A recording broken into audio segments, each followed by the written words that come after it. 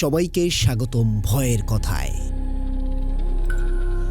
সিয়াম ভাই এবং ফারুক সরকার ভাইয়ের পাঠানো দুটি ঘটনা নিয়ে আজকে এই এপিসোডে আপনাদের সামনে হাজির হয়েছি।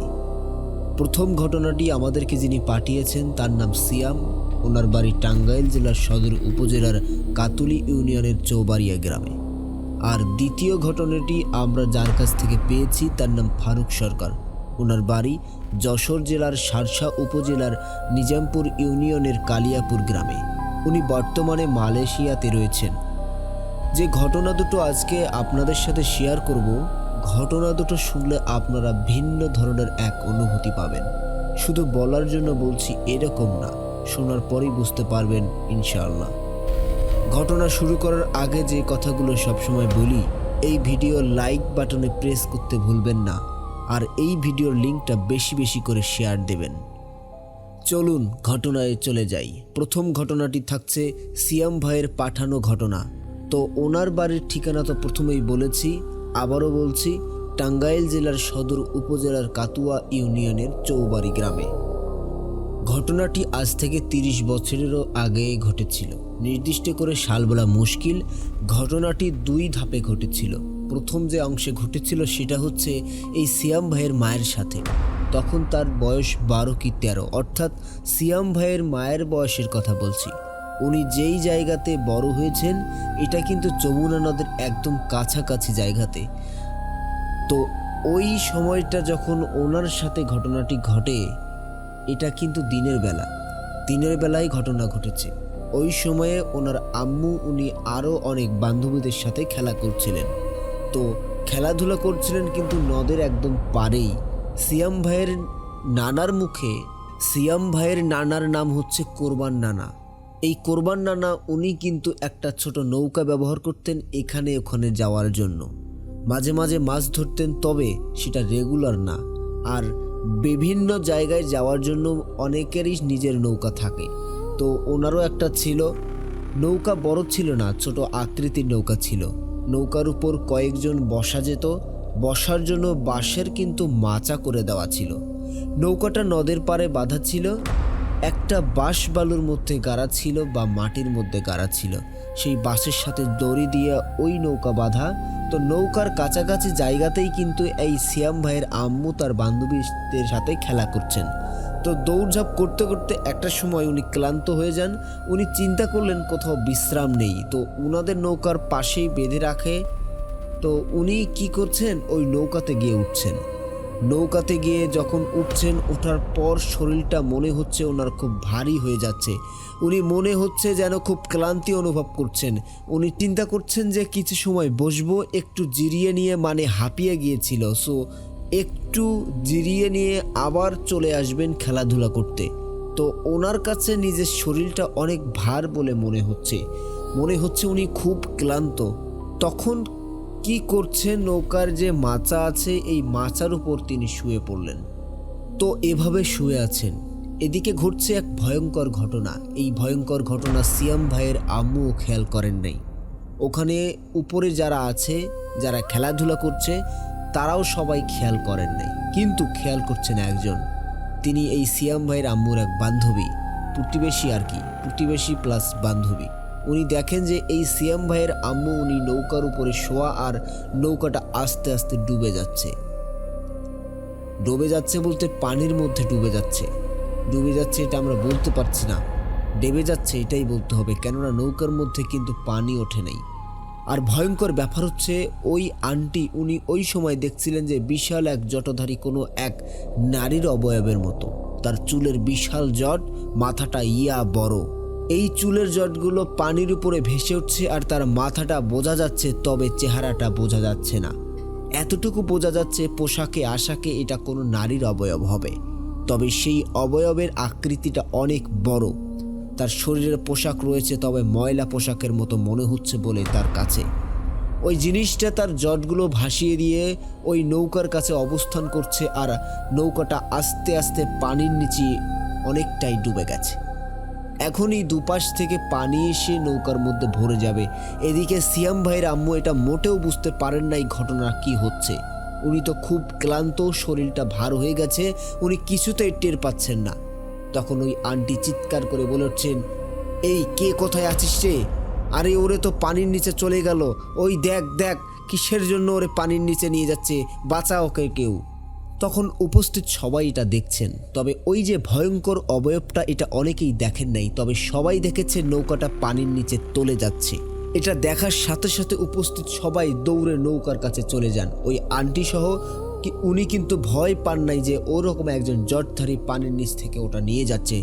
উনি কিন্তু ওই দিন জানের পরোয়া করেন নাই। উনি সহ আরও কয়েকজন দৌড়ে নৌকার কাছে চলে যান। যাবার পর দেখা যাচ্ছে যে এই যে সিয়াম ভাইয়ের আম্মু, ওনার কিন্তু এই দিন দুনিয়ার আর কোনো খেয়াল নাই। উনি ক্লান্ত হয়ে ভারী হয়ে শুয়ে আছেন। ওনারা কি করছেন, নৌকা যেভাবে আছে ওভাবে ছিল। ওই তীর থেকে মানে নৌকাটা তো ছোট, অর্থাৎ কুল থেকে এই সিয়াম ভাইয়ের আম্মুর পাটা ধরতে পেরেছেন। পা ধরে ওনারা দিয়েছেন এক হ্যাসকা টান। এই এক হ্যাসকা টানে নৌকা থেকে একদম কুলে এনে ফেলেছে, আর সাথে সাথে নৌকাটা ভস করে পানির নিচে চলে যায়।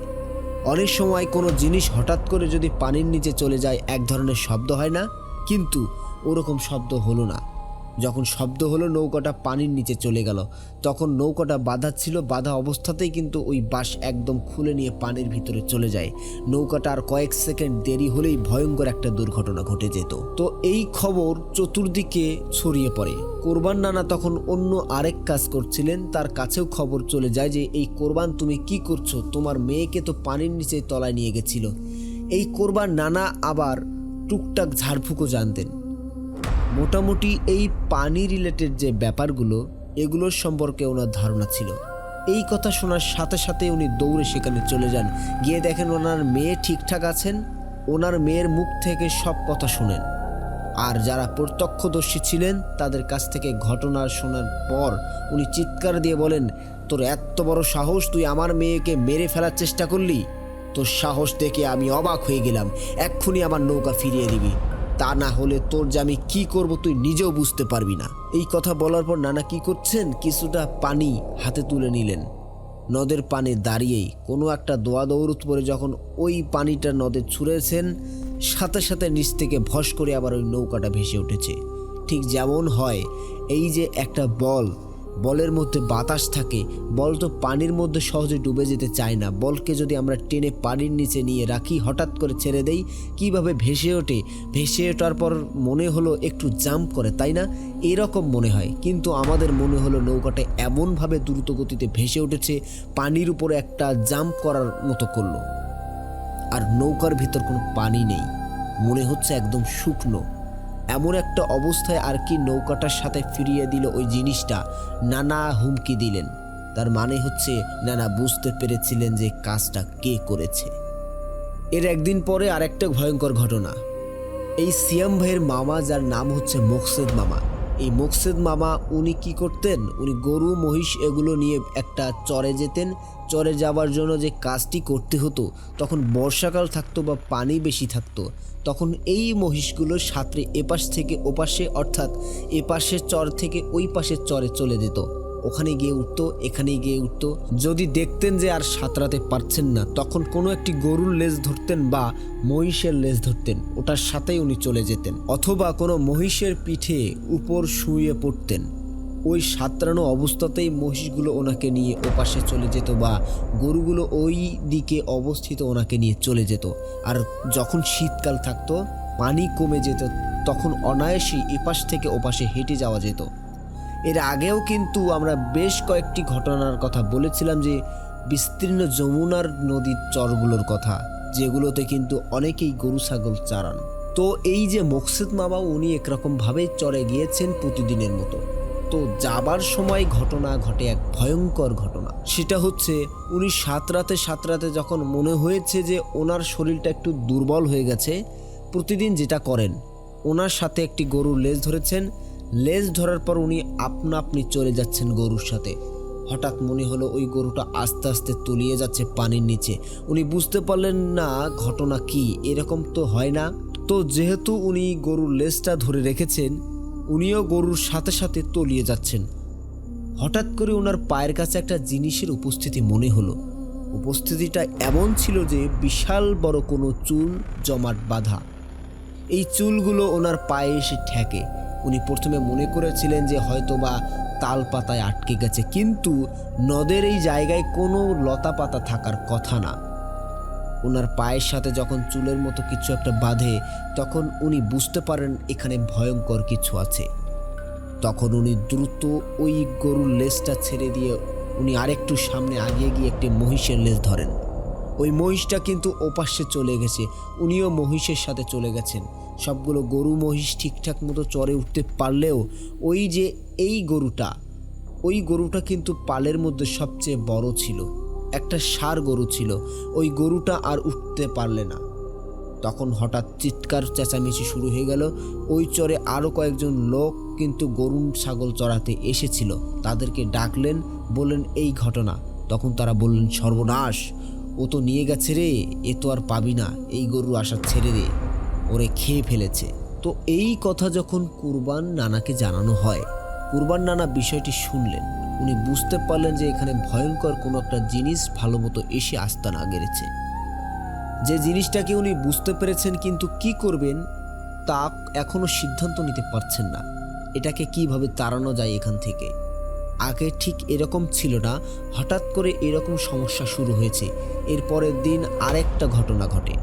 আরেকজন ব্যক্তি, ওনার একটা গরুই ছিল। একটা গরুই যাদের থাকে, এই ধরনের ব্যক্তিদের কাছে সেই গরুটা কিন্তু অনেক আদরের হয়। উনি অনেক গরিব মানুষ ছিলেন। তো উনি কি করেছেন, ওই যমুনা নদের পাড়েই উনি গরুটা বেঁধেছেন। আমরা এই যে এতক্ষণ পাড়ের কথা বলছি, এই পাড়ের নাম কিন্তু শুশুয়াচর, যেটা নলিবাজার হয়ে শুশুয়াচর যেতে হয়। তো যারা এখানে উপস্থিত আছেন তারা চিনবেন। ঘটনা যে কয়েকটা আমরা বলছি, এটা কিন্তু ওই শুশুয়াচর কেন্দ্রিক আর কি। তো ওই শুশুয়াচরেই একটা জায়গায় আর কি আরেকজন ব্যক্তি তার একটা গরু ওখানে বেঁধেছেন। তো গরুর দড়ি যে একটা অংশ, সেটা মানে একটা কাঠের বা বাঁশের কোনো একটা জিনিস দিয়ে ছোট করে খোঁটার মতো তৈরি করা হয়, যেটা মাটির মধ্যে গেঁথে রাখা হয়, আর দড়ি তো গরুর গলায় থাকে। গরুটা ওই পাড়ের কাছেই বেঁধে রাখা। ওই জায়গাতে আবার ভালো ঘাস টাস ছিল, এজন্য ওখানে বেঁধে রাখা হয়েছিল। তো দূর থেকে একজন একটা দৃশ্য দেখছে যে ওই গরুটার যেটা খুঁটা, যেটাকে আমরা বলি খুঁটাটা কিন্তু মাটির উপরেই আছে, কিন্তু কোনো একটা জিনিস গরুটাকে মনে হচ্ছে টেনে নিয়ে পানির দিকে নিয়ে যাচ্ছে, কিন্তু কি নিয়ে যাচ্ছে এটা বোঝা যাচ্ছে না। এখন এটা কিভাবে বোঝা গেল? কোনো একটা জিনিস ওই গরুটাকে টেনে নিয়ে যাচ্ছে, মনে হচ্ছে ওই গরুটা যেতে চাচ্ছে না। গরুটার সামনে 2 পা, পেছনে 2 পা, এই 4 পা দিয়ে মাটিটা খুব শক্ত করে আঁকড়ে ধরে রেখেছে। তারপরও মনে হচ্ছে ওই জিনিসটা আস্তে আস্তে পানির দিকে নিয়ে যাচ্ছে। মাঝে মাঝে 1 পা, বিশেষ করে পেছনের 1 পা উঁচু করে কোনো কিছুকে লাথি মারার চেষ্টা করছে, কিন্তু পারছে না, সে পানির ভিতর চলে যাচ্ছে। আর খুঁটিটা সেখানে গাড়া ছিল আর কি, অর্থাৎ পোতা ছিল। সেখান থেকে যতটুকু দড়ির অংশ ছিল, এই দড়ির অংশটা কিন্তু নদের কিছুটা ভিতরে ঢুকে যাওয়ার মতো একটা লেন্থ বা দৈর্ঘ্য ছিল। এখন গরু তো আর পানির মধ্যে নামবে না, আর কিছুটা এই কারণেই পানি পর্যন্ত লেন্থ করে রেখেছিলেন বা এমন জায়গায় আর কি পুঁতেছিলেন। গরু অনেক সময় পানি খাবে, যাতে অনায়াসে সে নদের পাড়ে এসে পানি খেয়ে ঘাস খেতে পারে, এভাবেই কিন্তু এরকম একটা নির্দিষ্ট দূরত্ব রেখে ওই খুঁটিটা গাড়া হয়েছিল। তো ওই জিনিসটা তো আর টেনে নিয়ে যাচ্ছে না গরুটাকে, তবে কি এমন জিনিস এটাকে টানছে যেটা বোঝা যাচ্ছে না। গরুকে আস্তে আস্তে টেনে নিয়ে যাচ্ছে। উনি দূর থেকে বলছেন, যা রে, কার গরু নিয়ে গেল, কার গরু নিয়ে গেল, এই ধর ধর গরুটাকে ধর, কার গরু নিয়ে গেল। তখন লোকজন এটা শুনেছে, ওরাও এটা দেখেছে, ওনারাও দৌড়াদৌড়ি শুরু করেছে। ওনারা আস্তে আস্তে ওই গরুটাকে পানির মধ্যে নিয়ে যায়। তখনও কিন্তু গরুর খুঁটিটা ওই মাটির মধ্যেই গাড়া ছিল। তখন টানাটানি দিতে যে ওই খুঁটিটা মাটি থেকে আসে নাই, লোকজন গিয়ে ওই দড়িটা ধরে টেনেছে। ততক্ষণে গরুটা পানির নিচে তলিয়ে গেছে। লোকজন দড়ি ধরে অনেকক্ষণ টানাটানি করেছে। তারা বুঝতে পারছেন যে এই দড়ি অপর প্রান্তে ওই গরুটা আছে, কিন্তু গরুটাকে কোনোভাবেই উঠানো যাচ্ছে না। অপর প্রান্তে কোনো এক অশরীরী ভয়ঙ্করভাবে জিনিসটাকে টেনে ধরেছে, অর্থাৎ গরুটাকে টেনে ধরেছে, যার কারণে গরুটাকে ওনারা কোনোভাবে উঠাতে পারছেন না। একটা পর্যায়ে যেটা হয়, হঠাৎ করেই ওই লোকগুলো দড়ি ধরে টানাটানি করছিলেন, তাদের দিকে টানছিলেন গরুটাকে তুলে নেওয়ার জন্য। ওনার পেছন দিকে সবাই আছাড় খেয়ে পড়ে যান, কিন্তু ওনারা ওনাদের দিকেই টানছিলেন। আর আছাড় খেয়ে পড়ে যাওয়ার কারণ হলো গরুর গলায় যে দড়িটা বাঁধা ছিল, অর্থাৎ দড়িটা যেই অংশে গরুর গলায় ছিল ওই জায়গা ছুটে গেছে, তার মানে হলো গরুটাকে নিয়ে গেছে। একটা মানুষের একটাই গরু, তার গরু যদি এইভাবে হারিয়ে যায়, কোনো একটা অশরীরী যদি নিয়ে যায়, তার কেমন লাগতে পারে। দিনে দুপুরে এমন একটা ঘটনা ঘটল, চিৎকার চেঁচামেচি শুরু হয়ে গেল। তখন কোরবান চাচাও ওখানে আসে, এসে শুনতে পারলেন এই ঘটনাটা। তাদের বাড়ির গরু আগের দিন নিয়ে গেছে, আজকে আরেকজনের গরু নিয়ে গেছে। তো মোকসেদ মামার গরু তো নিয়েই গেল। কোরবান নানা এই ঘটনা যখন শুনলেন, শোনার পর উনি বললেন যে এ আসলে কি চাচ্ছে তোমরা বুঝতে পারছো? ও আসলে খুব শক্ত একটা ভোগ চাচ্ছে, কিন্তু ওকে ভোগ দেওয়া যাবে না। একবার যদি ওকে ভোগ দেওয়া হয় তাহলে প্রতি বছর, এখন তো গরু নিচ্ছে, প্রতি বছর 3-4টা করে মানুষ নেবে। ভোগ করে ওকে দেওয়া যাবে না। ওকে কিভাবে তাড়াতে হয় সেটা আমাদেরকে চিন্তা করতে হবে। ওদিকে মোকসেদ নানার বিয়ের জন্য, মানে মোকসেদ মামার বিয়ের জন্য পাত্রী দেখা হচ্ছিল। তো একটা জায়গায় পাত্রী দেখে কোরবান নানা আর মোকসেদ মামা ওনার বাড়ি থেকে ফিরছিলেন। তো ওনারা যেদিক দিয়ে ফিরছিলেন ওই পথটা ছিল ক্ষেতের মধ্য দিয়ে একটা আইল। এই আইলের উপর দিয়ে ওনারা ফিরছিলেন। হঠাৎ করে এই মোকসেদ মামা দেখেন আইলের উপর কোনো কিছু একটা বসা। ওই সময় হতে কি মাঝে মাঝে অনেকেই ঘাস টাস কেটে আইলের উপর রাখতেন সাময়িক সময়ের জন্য, আবার নিয়েও যেতেন। তো যখন এটা দেখলেন তখন মোকসেদ মামা কোরবান নানাকে বলছেন যে আব্বা এটা কি দেখো তো, কি যেন মনে হচ্ছে। মোকসেদ মামা এটাকে ঘাসের গাইটি বা আটি মনে করলেও কোরবান নানা বুঝতে পারলেন ঘটনাটা কি ঘটছে। ওখান থেকে কোনো একটা ভয়ঙ্কর সত্তা বসে আছেন তাদের অপেক্ষায়। ওই সময় কোরবান নানা চিৎকার করে বলে ওঠেন, দেখ, আমি তোর কিন্তু কোনো ক্ষতি করতে চাই না, তুই এখান থেকে চলে যা। আর আমার ক্ষতি করার যদি চেষ্টা করিস, তুই ওই চিন্তা ভুলে যা, যা ভাগ, চলে যা এখান থেকে। এটা বলার পর নাকি ওই অবয়বটা মনে হলো উঠে কোন দিকে যেন মিলিয়ে গেল। এরপর ওনারা বাড়ি ফিরে চলে আসেন। এর কয়েকদিন পর ঘটে আরেক ঘটনা। সেটা হচ্ছে এই যে কোরবান নানা, উনি কিন্তু একটা সেচ পাম্প চালাতেন। তো ওনার সেখানে সেচ পাম্পটা এর কয়েকদিন পর ঘটে আরেক ঘটনা, যেটা হচ্ছে এই যে কোরবান নানা, উনি কিন্তু একটা সেচ পাম্প চালাতেন। তো ওনার যেখানে সেচ পাম্পটা বসানো ছিল, ওখানে রাতের বেলা গিয়ে উনি ওই পাম্প থেকে পানি বিভিন্ন জায়গায় দিচ্ছেন। কোন ক্ষেতে কতটুকু পানি যাবে সেটাও দেখাশোনা করতে হয়, ওভারফ্লো যেন না হয় এটাও খেয়াল করতে হয়। তো এরকম করে কাজ করছিলেন। ওই সময় কিন্তু ওনার হাতে 3 ব্যাটারির একটা টর্চ লাইট ছিল, ড্রাইসেল ব্যাটারিতে যে টর্চ লাইটগুলো চলতো আর কি। তো উনি হঠাৎ করেই দেখেন একটা হারিকেন একটা ক্ষেতের উপর দিয়ে খুব দ্রুত গতিতে একটা ক্ষেতের উপর দিয়ে খুব দ্রুত গতিতে ছুটে যাচ্ছে। হারিকেন কোন মানুষের হাতে নিয়ে এত ক্ষেতের মধ্য দিয়ে হাঁটতে পারেন, কিন্তু সেটা মনে হচ্ছে খুব দ্রুত গতিতে যাচ্ছে। আর এটা যে হারিকেনের মতো জিনিস এটা স্পষ্ট বোঝা যাচ্ছে। উনি চিন্তা করলেন এটা তো কোনো মানুষ হতে পারে না, মানুষ তো হারিকেন নিয়ে ক্ষেতের মধ্য দিয়ে এত জোরে দৌড়াতে পারে না, জিনিসটা কি? উনি তখন চিৎকার দিয়ে বলে উঠলেন, এই কে রে, ক্ষেতের মধ্য দিয়ে কে যায়? যখন এটা বলছে তখন শো শো শব্দ হয়। আর এবার ক্ষেতের এক পাশ থেকে আরেক পাশ ওই হারিকেনটা যাচ্ছিল না। এই হারিকেনটার মতো আলো বৃত্তাকারে নানার চারিদিকে ঘোরা শুরু করছে আর শো শো শব্দ করছে।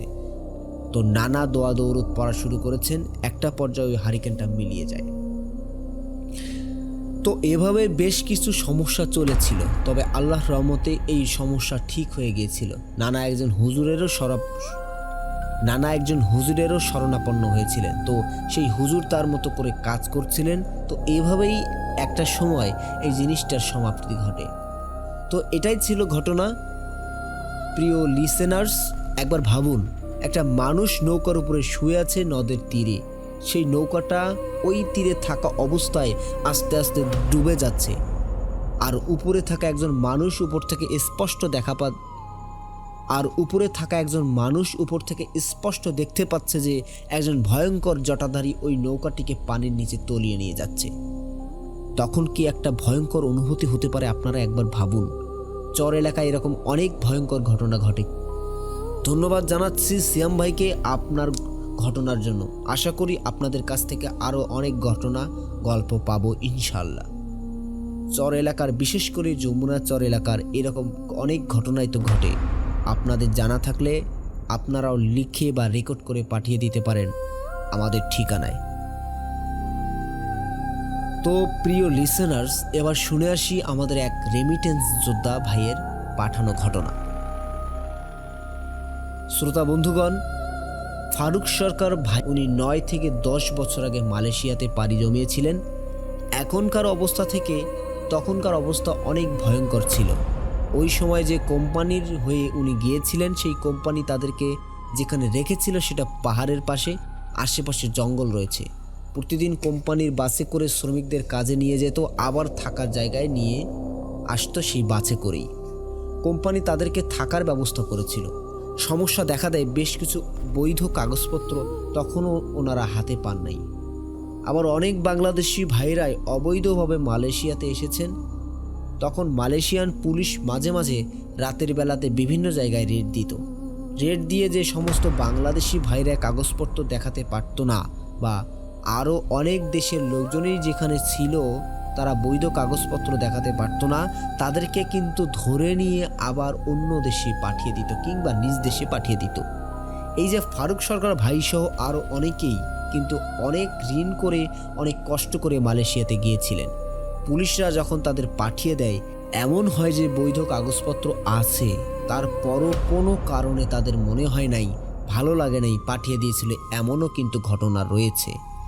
এই জন্য বাংলাদেশি ভাইরা খুব একটা আতঙ্কিত অবস্থায় দিন কাটাতেন। পুলিশের রেড এতটাই বেড়ে গেল যে ওনাদের থাকার যে জায়গা, সেখানে থাকাটাই এক কঠিন ব্যাপার হয়ে গেল।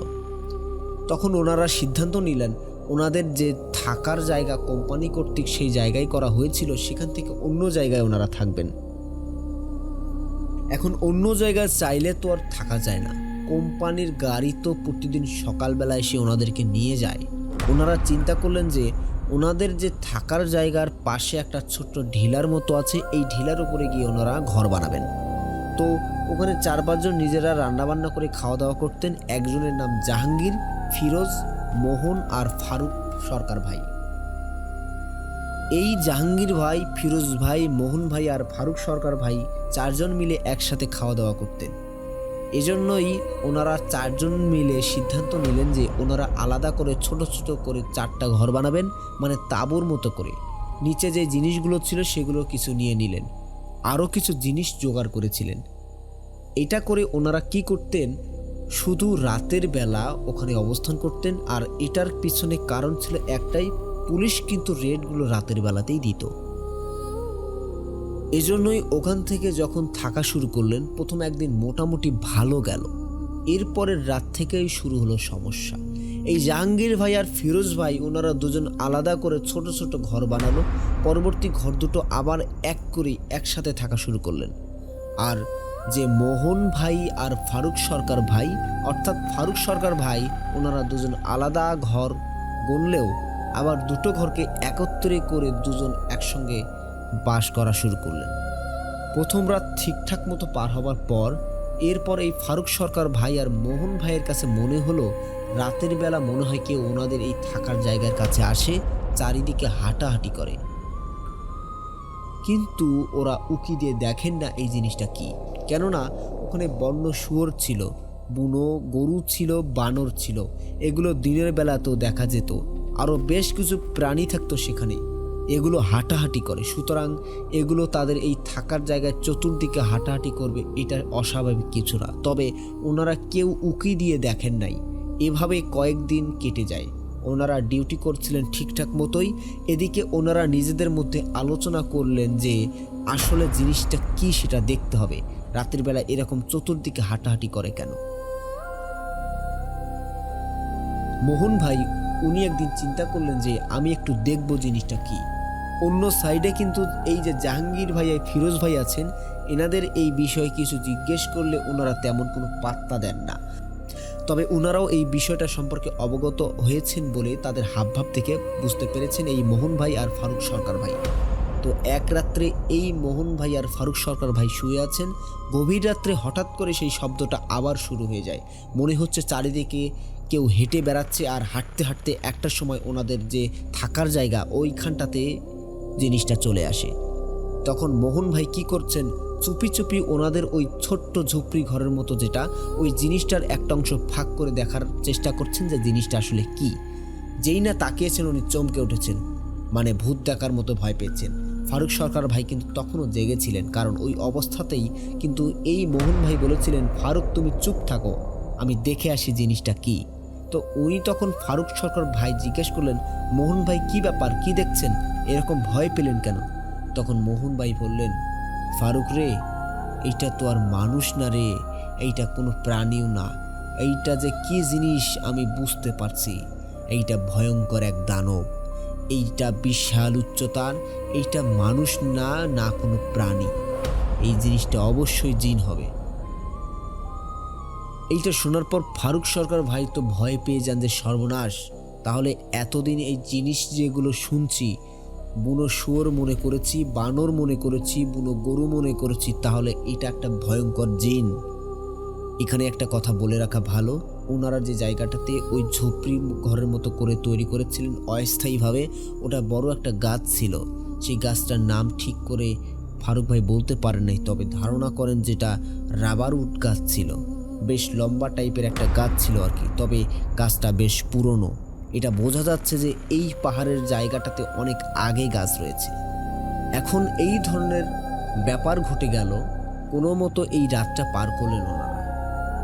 যখন কাজে গিয়েছেন, কাজ থেকে আবার ফিরছেন, ফেরার পর এখন এই ফারুক সরকার ভাই আর মোহন ভাই ওনারা বলছেন যে আমরা আর উপরে থাকবো না, আমরা আর উপরে থাকবো না, লগে পুলিশ আমাদেরকে ধরে নিয়ে যায়, যাক দেশে পাঠায় দিক, তবু ভালো, তবু এই জিন ভূতদের হাত থেকে আমরা বাঁচতে চাই, এই জিন ভূতের হাতে আমরা মরতে চাই না।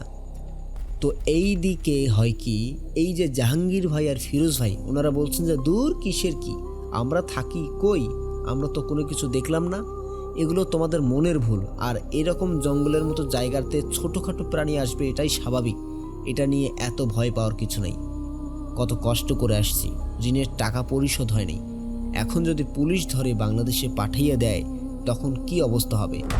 ফিরোজ ভাইকে বিষয়টা জানানো হলেও উনি বেশি ভীতু হয়ে যান, যেন কি করা যায়।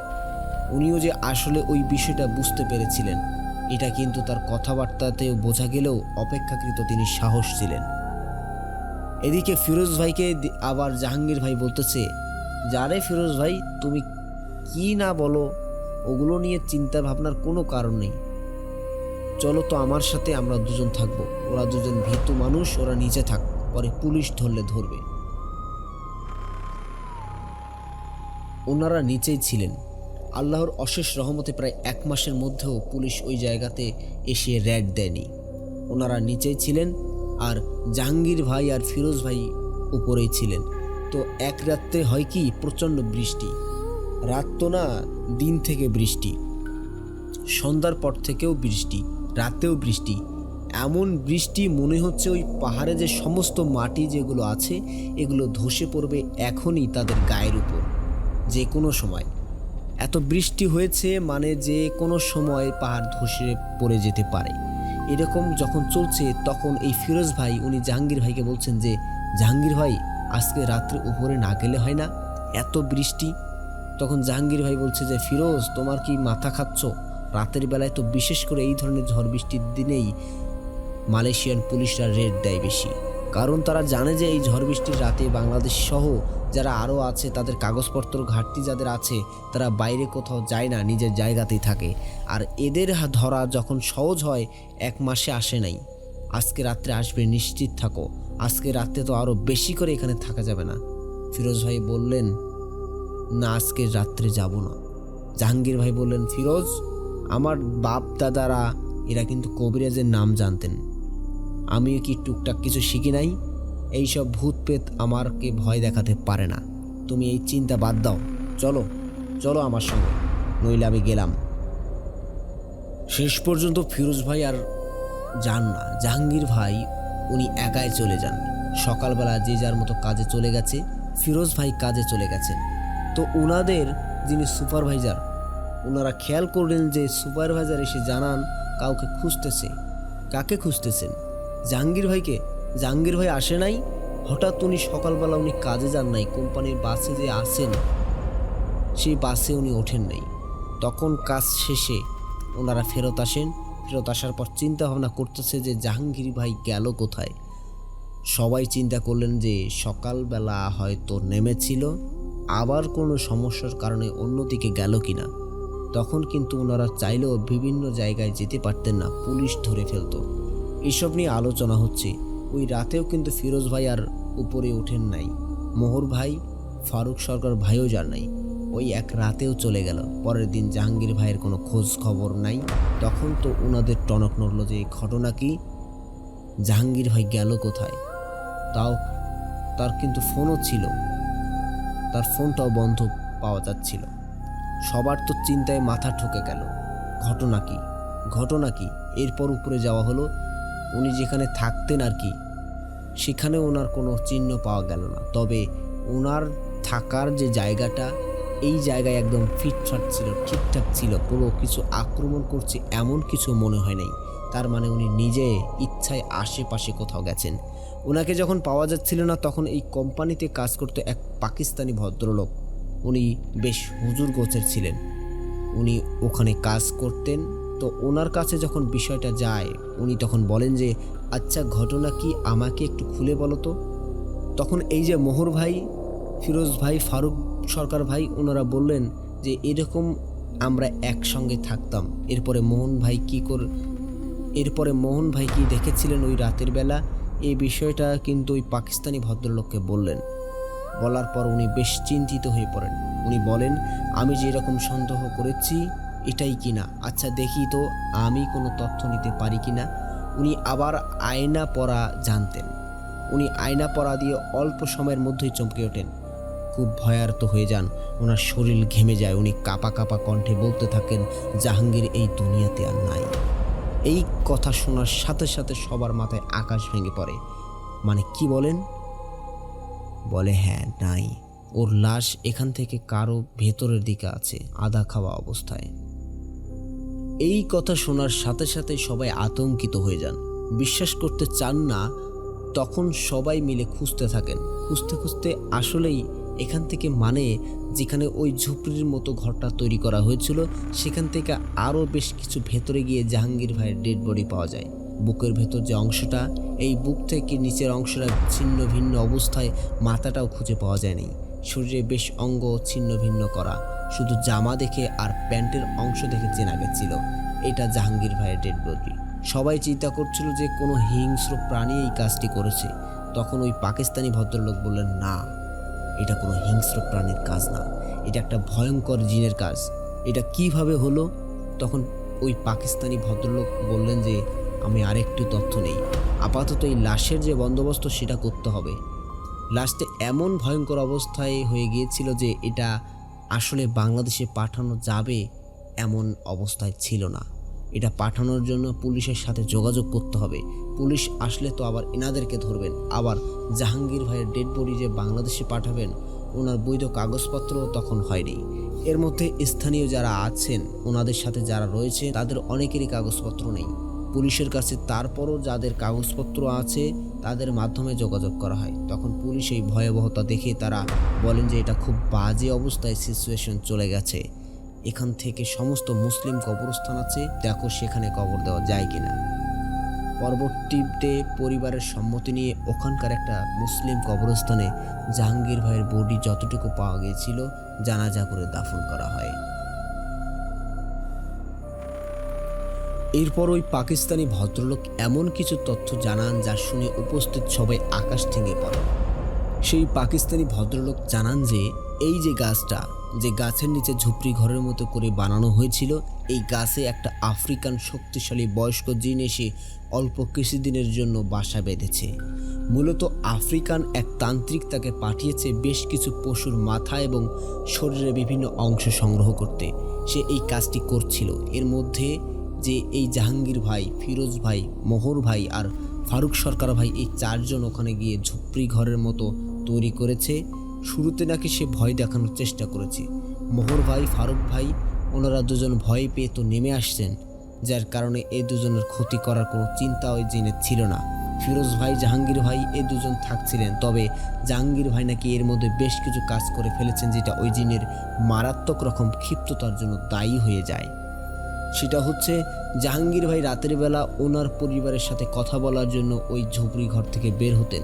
ফিরোজ ভাই ঘুমিয়ে পড়েছেন, ওনার অসুবিধা হবে, অন্যর অসুবিধা পড়ে তো আর কথাবার্তা বলা যায় না, যার কারণে ওই ঝুপড়ি ঘর থেকে বের হয়ে গাছের নিচে গিয়ে কথা বলতেন। যখন কথা বলতেন তখন মাঝে মাঝে ওনার জল বিয়োগ করার প্রয়োজন হতো, উনি গাছের নিচে জল বিয়োগ করতেন। ওই সময় নাকি ওই জিনটা সশরীরে এসে জাহাঙ্গীর ভাইকে শাসিয়ে গেছে। জাহাঙ্গীর ভাইকে নাকি 2 থেকে 3 বার শাসিয়ে গেলেও জাহাঙ্গীর ভাই বিন্দুমাত্র এটাতে কর্ণপাত করেন নাই। সে উল্টো নাকি বলেছে যে দেখি আমারে কি করতে পারিস, কারণ ওই যে বাপদাদা তো কবিরাজি করত, তার কিছু জানা ছিল, মনে করছে এটাতে কিছুই সে করতে পারবে না। সেই রাত্রে এই ভয়ঙ্কর ঘটনাটি ঘটে। ওই রাত্রেও জাহাঙ্গীর ভাই একা একা ছিলেন, কারণ ওইটা বৃষ্টির কারণে ফিরোজ ভাই আর যান নাই। এই সুযোগটা কাজে লাগায় ওই ভয়ঙ্কর জিনটা। যখনই উনি ঘর থেকে অল্প সময়ের জন্য বের হয়েছেন, বৃষ্টিটা একটু কমে আসছে, বের হয়েছেন, তখনই ওই জিনটা ওনাকে ধরে ফেলে আর সাথে সাথেই মেরে ফেলে। শুধু মেরে ফেলেই ক্ষান্ত হয় নাই, তার শরীরের বিভিন্ন অঙ্গ প্রত্যঙ্গ থেকে যে জিনিসগুলো সাধারণত জিনেরা খেয়ে ফেলে সেটা খেয়ে ফেলে, আর কিছু কিছু অঙ্গ প্রত্যঙ্গ যেটা ওই তান্ত্রিকের জন্য সে নিয়ে গেছে। আর জিনটা এখনও ওই গাছেই রয়েছে। যখন তান্ত্রিক বলবে সে আবার আফ্রিকাতে ফিরে যাবে, আর ওটা থেকে সরানোর আপাতত কোনো ক্ষমতা কারো নেই। যদি কারো ক্ষমতা থেকেও থাকে, কে আসবে এই পাহাড়ের উপর সেই গাছ থেকে ওই জিনটাকে সরানোর জন্য? এটা তো লোকালয় হয় না, কারো প্রয়োজনও নেই। জাহাঙ্গীর ভাই নাকি নিজেই ওনার মৃত্যুর জন্য দায়ী, এটাই পাকিস্তানের ভদ্রলোক বলেছিলেন। তাকে কয়েকবার শাসনও করা হয়েছে। এই বিষয়টা উনি কাউকে বলেন নাই। ফিরোজ ভাই বললেন নাই, মোহর ভাই বলেন নাই, ফারুক সরকার ভাইকেও বলেন নাই। টানা কয়েকবার শাসন করার পরও উনি কোনো কর্ণপাত করেন নাই, যার ফলস্বরূপ ওই ঘটনাটি ঘটেছে। ওনার মৃত্যু কিভাবে হয়েছে, মৃত্যুর সময় উনি কি দেখেছিলেন, এটা তোর ভদ্রলোকের মুখ থেকে শোনা সম্ভব হয়নি। উনি তো মারাই গেছেন, তবে ওই পাকিস্তানি ভদ্রলোক উনি এই তথ্যগুলো সংগ্রহ করেছিলেন ওনার পরিচিত এক আলেমের কাছ থেকে।